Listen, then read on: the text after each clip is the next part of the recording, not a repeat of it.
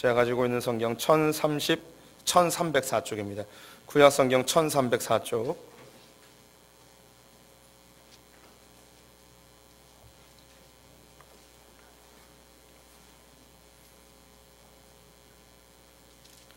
구약 성경 1304쪽 하박국, 구약 성경 맨 끝에 있습니다. 하박국 3장 16절부터 19절까지의 말씀을 한 절씩 교독하시겠습니다.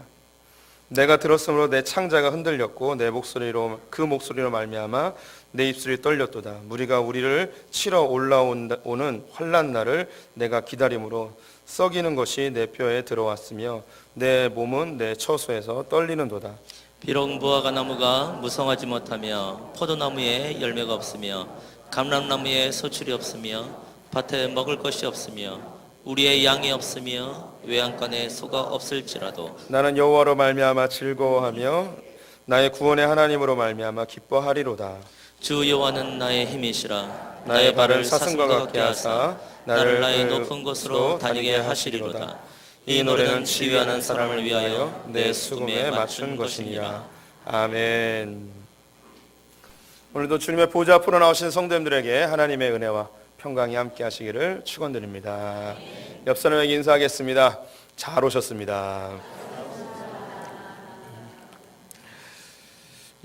주님께 예배하는 것은 우리의 큰 기쁨입니다. 은혜이고요.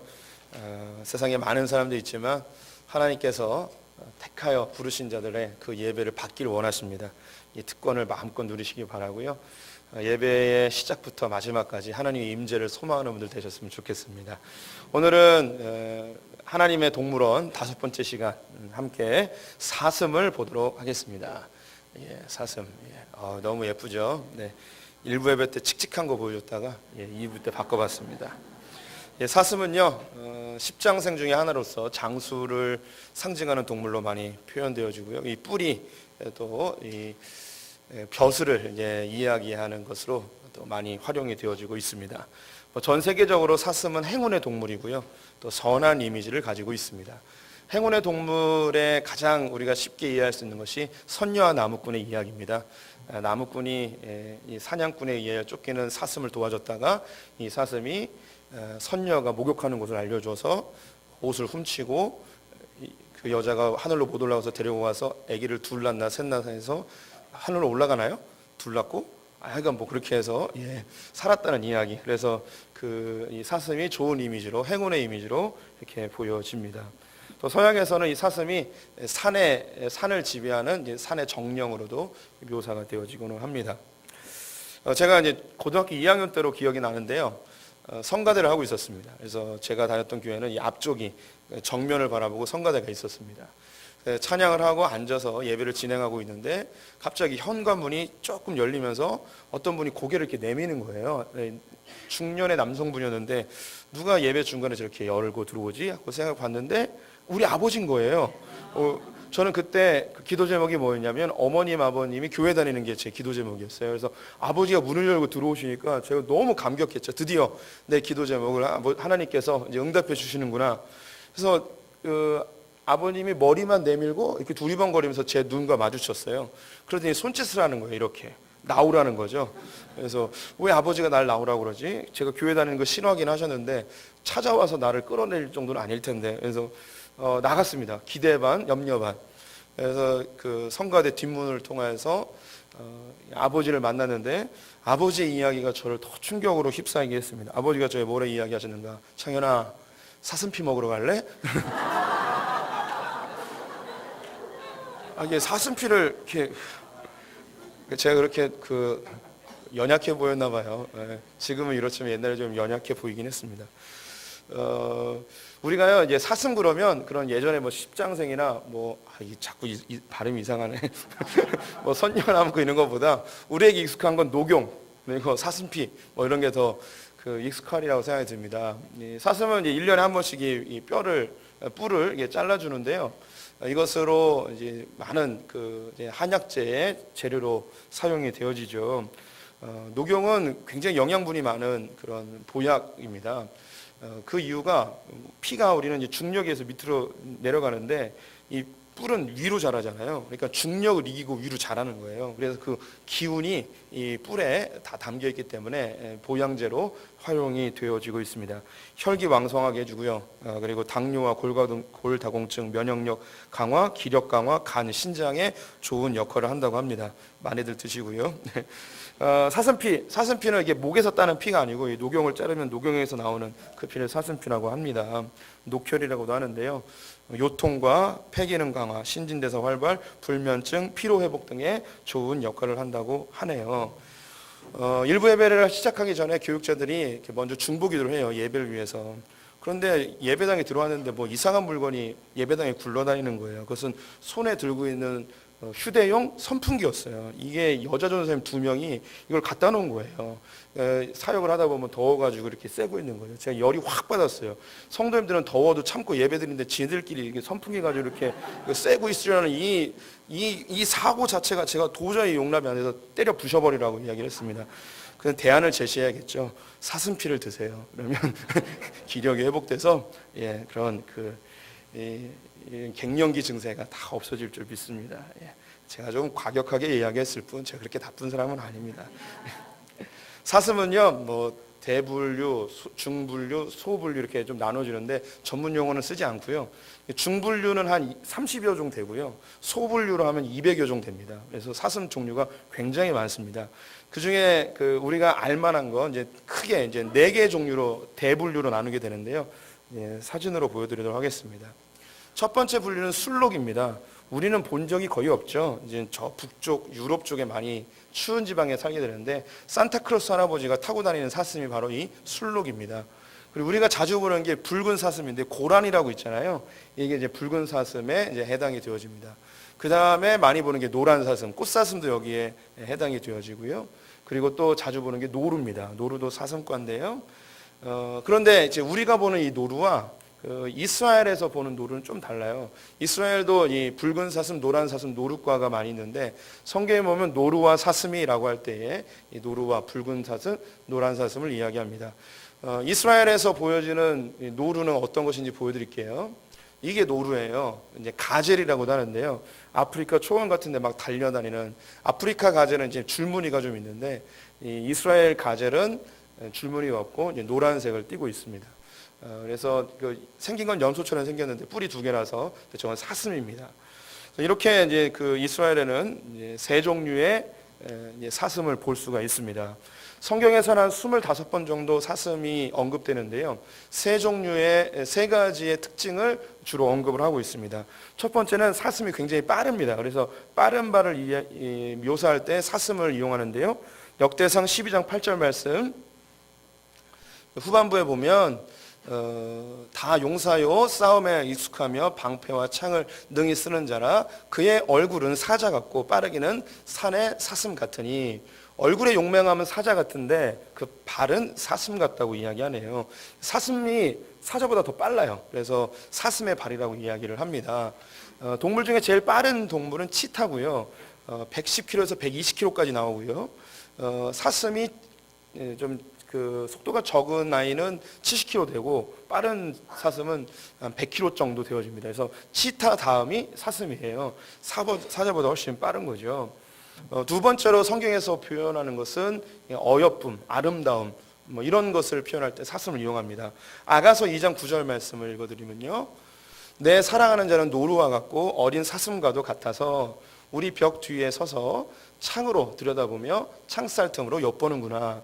사슴이 얼마나 예쁜지 사진 하나 보여드릴게요.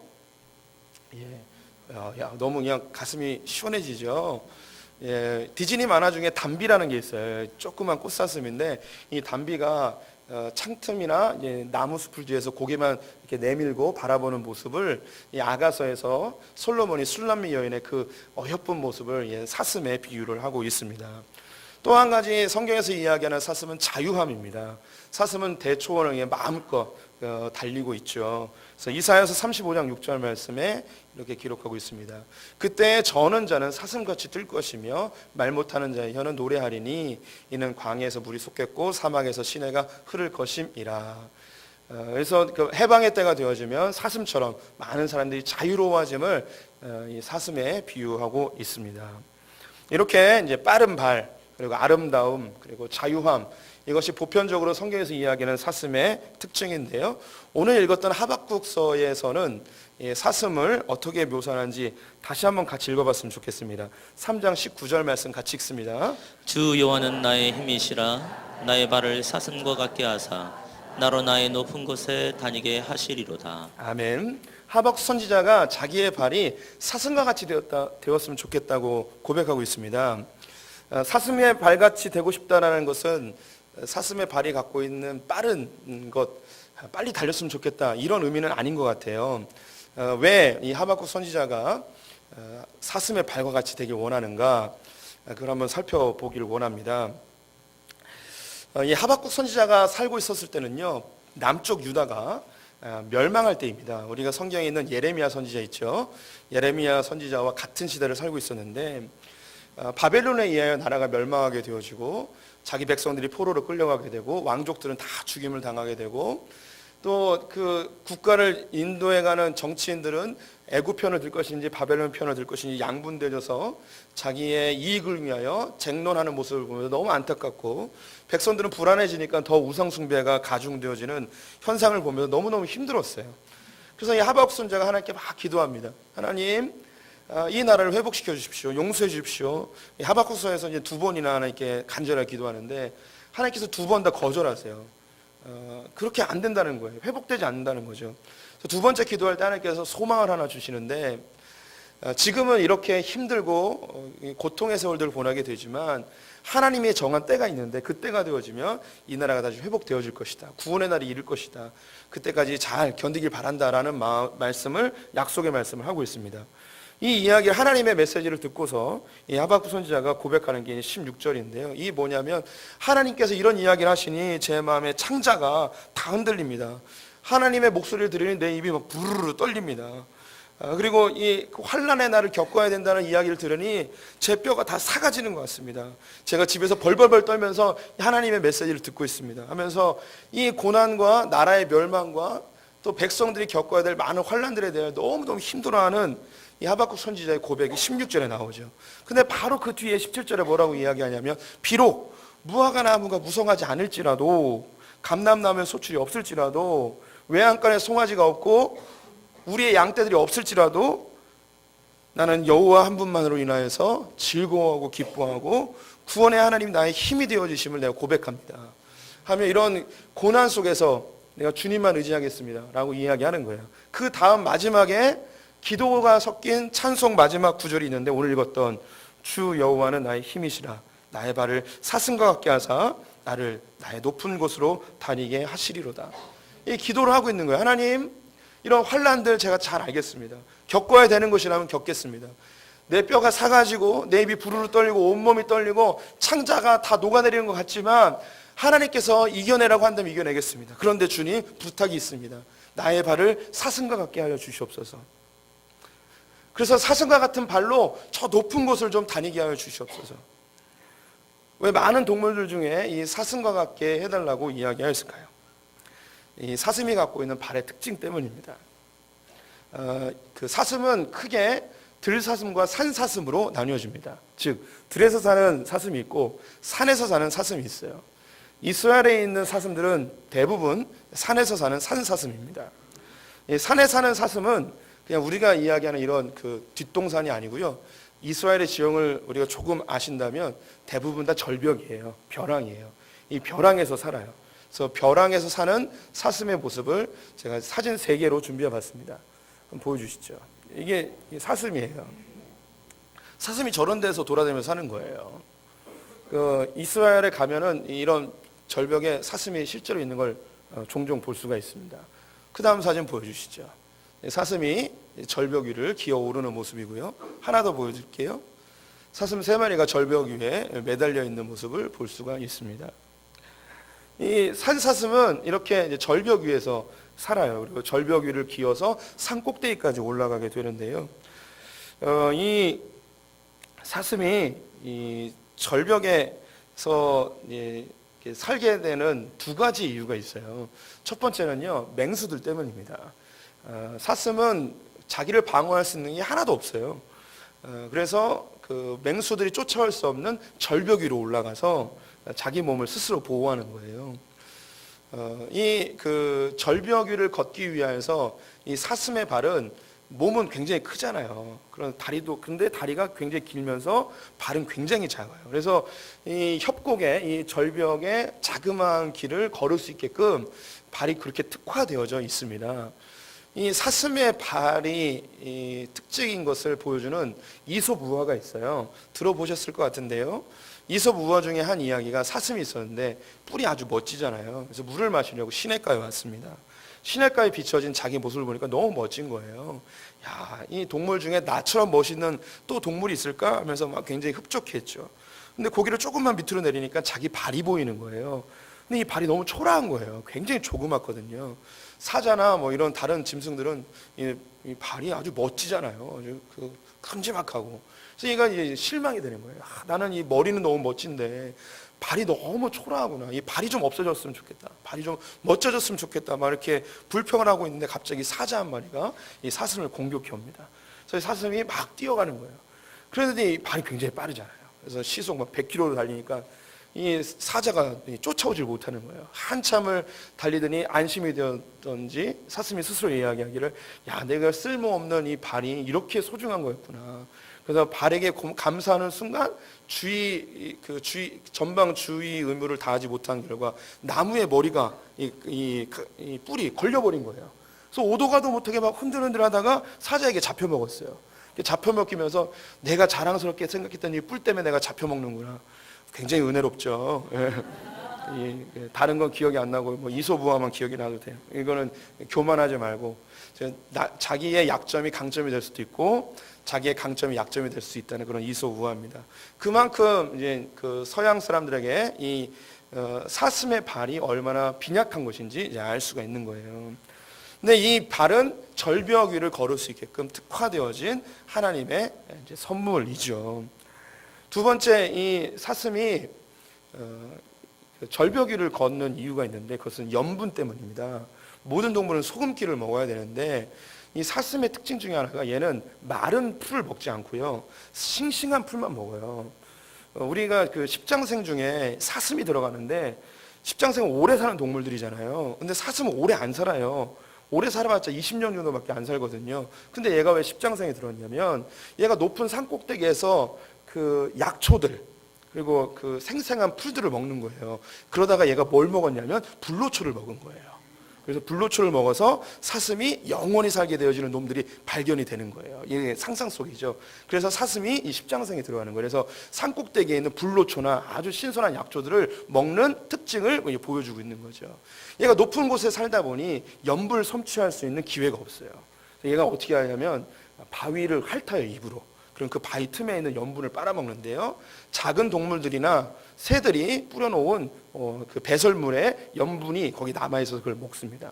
혹은 나무에서 흘러나오는 염분을 생산해내는 나무들이 있어요. 이걸 핥아먹는 거거든요. 그래서 그 꼭대기까지 올라가는 거예요. 이 그 사슴에게는 이 절벽에서 생활하는 것 굉장히 위험스러운 일입니다. 그런데 여기에서 살아야만 이 사슴은 자기가 생존할 수 있고 자기의 생명을 유지할 수 있는 거예요. 이 하박국 선지자가 왜 자기의 발을 사슴과 같이 해달라고 하였는가?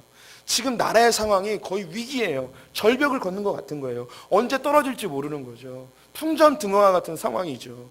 이때 하나님 나로 하여금 이 절벽을 헤매는 듯한 인생 가운데 나의 발을 사슴과 같게 하셔서 이 길을 무사하게 잘 통과하게 하여 주시옵소서. 이게 나의 발을 사슴과 같게 하여 주시옵소서라는 뜻입니다. 우리 성도님들의 인생 가운데 이 절벽과 같은 발 한 번만 잘못 내디디면 낭떠러지로 떨어지는 그런 위기의 상황, 늘 긴장해야 되는 상황 속에 있는 분들도 있을 거예요. 오늘날은 미래를 알 수 없고 늘 두려움과 염려 속에 살기 때문에 한 번 잘못 투자하고 한 번 잘못 선택하면 한순간에 낭떠러지로 떨어져 버리는 그런 불안한 인생들을 우리가 모두가 다 살아가고 있습니다. 늘 두려운 거예요.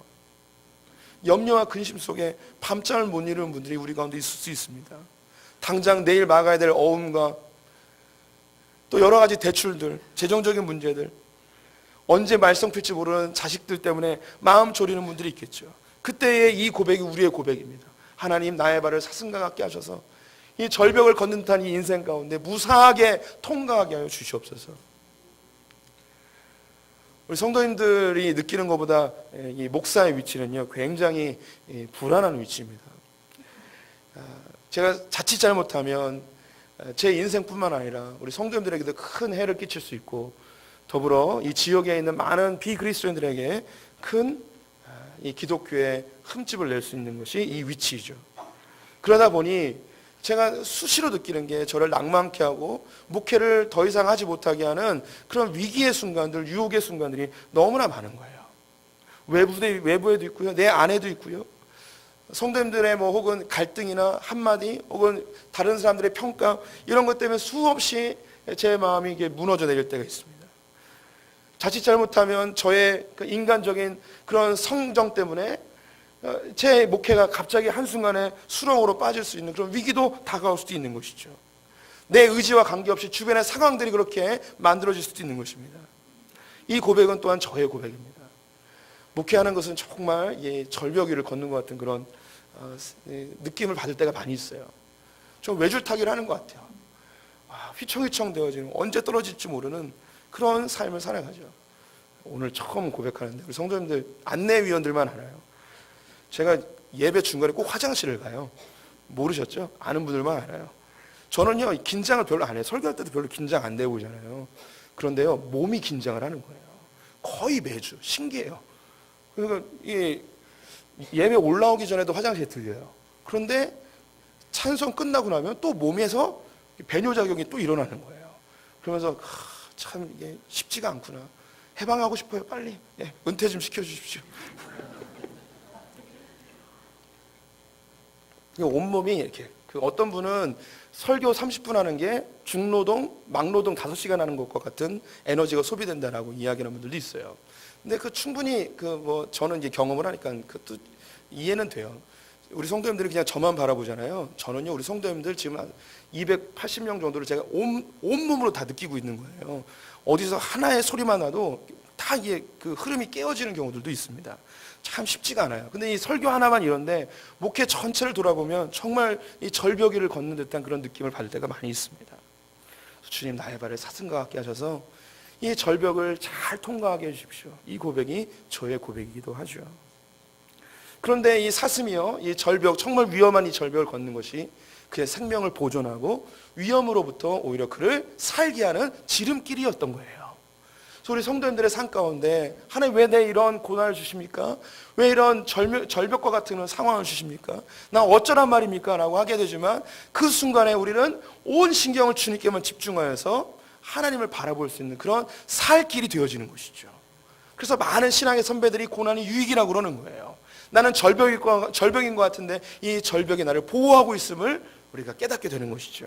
시편 119편 70절과 71절의 말씀을 같이 읽어보도록 하겠습니다. 함께 읽겠습니다. 그들의 마음은 살쪄서 기름덩이 같으나 나는 주의 법을 즐거워하나이다. 고난당한 것이 내게 유익이라. 이런 말미암아 내가 주의 율례들을 배우게 되었나이다. 고난이 내게 유익입니다.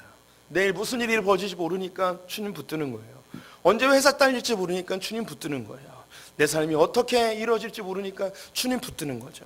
오히려 내 삶이 너무 편안하고 미래가 완전히 보장되어질 때 우리는 하나님을 붙들기보다는 오히려 우리는 사자밥이 되어지는, 즉 사단의 먹잇거리가 되어지는 경우가 훨씬 더 많은 것을 보게 되어집니다. 이와 똑같은 고백을 누가 하냐면 다윗이 하게 됩니다. 시편 18편 33절과 36절 말씀 같이 읽어보도록 하겠습니다. 나의 발을 암사슴 발 같게 하시며 나를 나의 높은 곳에 세우시며 내 걸음을 넓게 하셨고 나를 실족하지 않게 하셨나이다. 다윗도 똑같은 고백을 하는 거예요. 그는 10여 년 넘게 사울에 의하여 도망자의 세월을 하게 되어집니다. 어디 머리 둘 곳도 없는 거예요.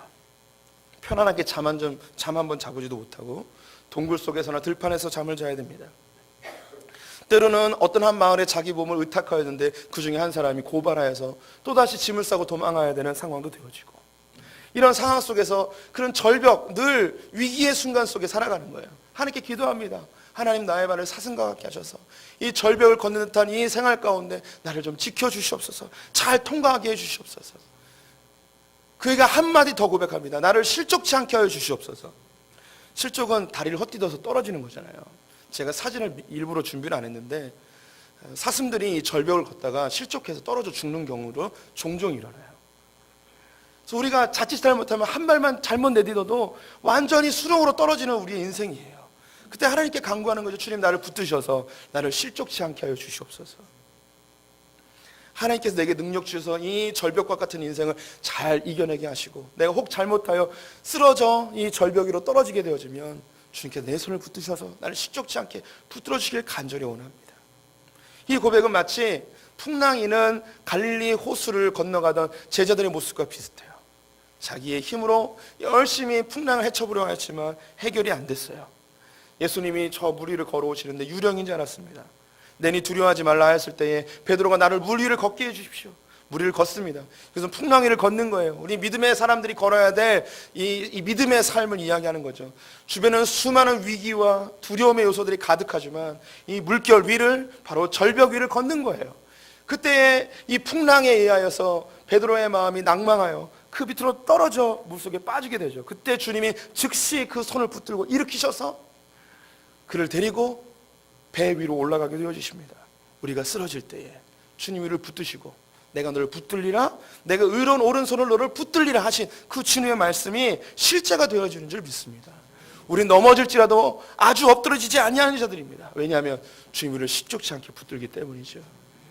우리 성도님들, 이 사슴의 발처럼 나의 발이 사슴의 발처럼 되게 해달라고 기도해 주시기 바랍니다. 또 하나님께 간구하십시오. 주님, 날 붙들어 주십시오. 내 힘으로는 이 인생길 다 통과하기가 어렵습니다. 내게 주어진 사명 끝까지 이겨내기가 쉽지가 않습니다. 제가 젊은 부부들을 종종 만나요. 참 신기한 게 비슷한 고백들을 해요. 빨리 죽고 싶다고.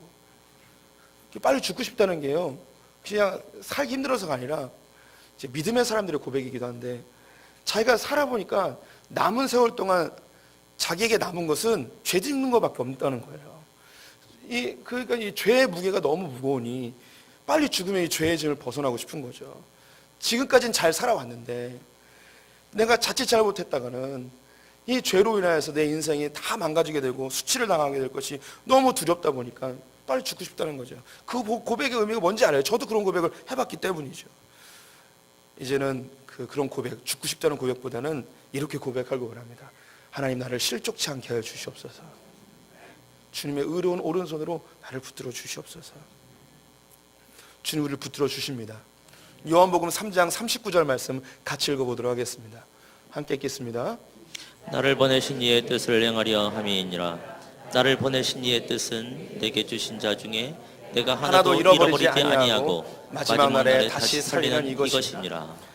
하나님께서 예수 그리스도를 보내신 이유, 주님의 사명은 무엇이냐면 하나님께서 택한 자들을 하나도 잃어버리지 아니하고 다 주님의 나라를 인도해 가는 것이라고 합니다. 주님을 붙들어 주십니다.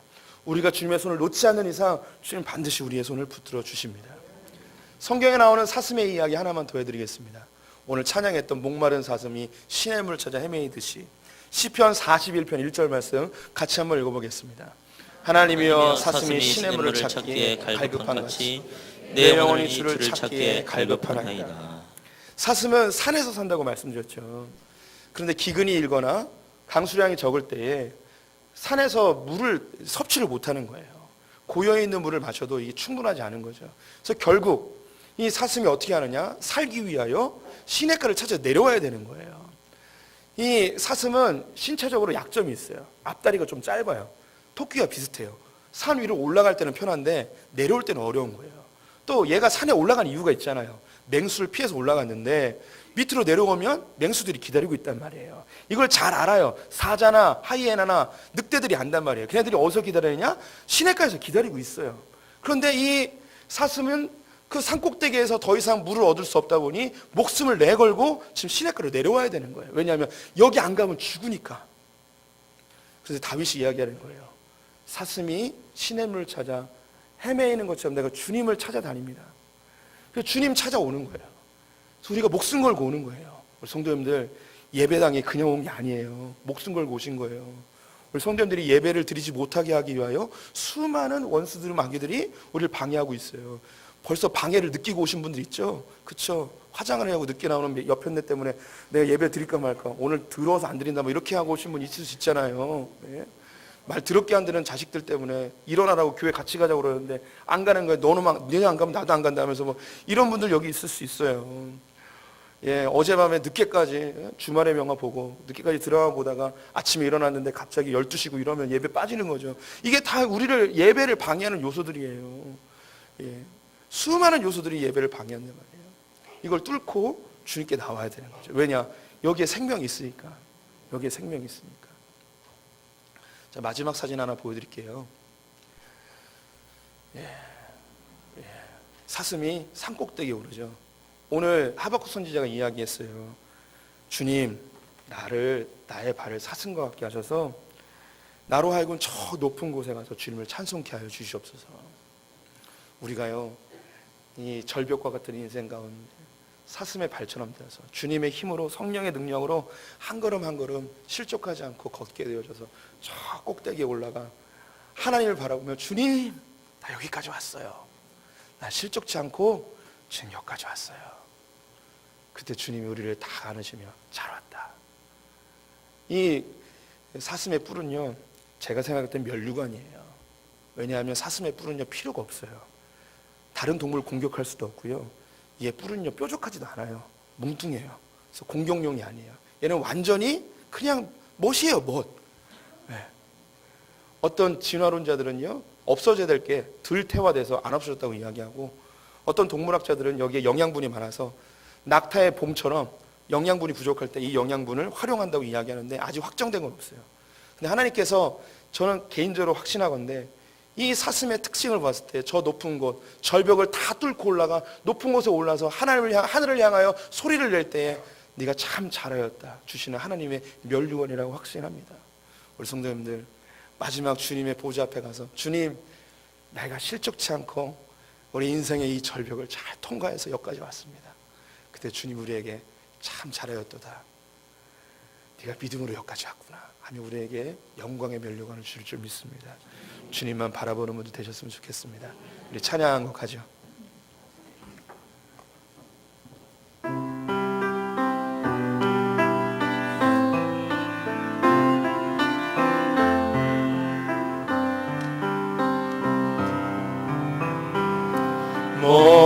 목마른 사슴 시내 물을 찾아 헤매이듯이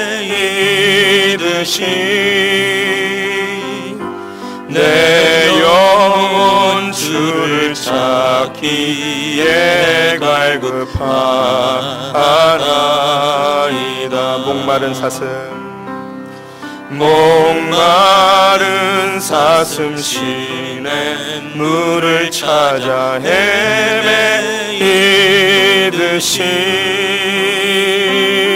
내 영혼 주를 찾기에 갈급하나이다. 주님만이 나의 힘, 나의 방패, 나의 참 소망, 나의 몸 정성 다 바쳐서 주님 경배합니다. 주님만이 나의 힘, 나의 방패, 나의 참 소망, 나의 몸 정성 다 바쳐서 주님 경배하. 우리 한 번 더 고백합니다. 목마른 사슴 시내 물을 찾아 헤매이듯이 내 영혼 주를 찾기에 갈급하나이다. 주님만이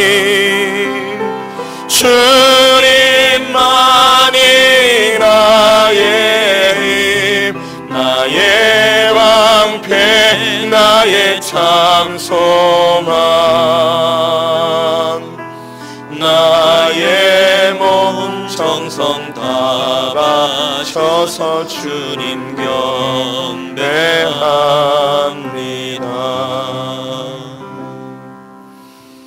하나님, 참 힘든 인생을 살아가고 있습니다. 경제적 어려움들, 관계의 어려움들, 정서적인 어려움들, 육체의 질병들, 재정의 어려움들, 어떤 사단의 미혹들과 수많은 유혹들, 우리의 믿음을 무너뜨리려 하는, 주님과의 관계를 끊으려 하는 수많은 죄악들이 우리의 삶 가운데 가득 있음을 고백합니다. 주님, 때로는 다 포기해버리고 싶고 다 내려놓고 싶기도 하고 그냥 죄 가운데 나를 던져버리고 싶을 때도 있음을 고백합니다. 주님, 우리의 발을 사슴과 같게 하셔서 이 절벽과 같은 인생을 잘 통과하게 해주시고 우리를 시족치 않게 하셔서 먼 하늘 저 높은 곳에서 주님을 멋지게 찬송하며 영광의 면류관, 구원의 면류관을 받는 자들 다 되게 하여 주시옵소서. 하나님, 어떤 어려움이 있더라도 사슴이 시냇물을 찾아 헤매이듯이 주님을 갈망하며 나오는 자들 되길 간절히 원합니다. 지금 우리 주 예수 그리스도의 은혜와 하나님 아버지의 무한하신 사랑과 성령의 교통하심이 사슴처럼 주님만 바라보며 나아가길 간절히 원하고, 절벽 속에서 잘 통과하여 실족치 않고 마지막 날 높은 곳에서 주님을 만나기를 소망하는 소풍의 모든 성도들 가운데 지금부터 영원토록 함께 있을지어다. 아멘.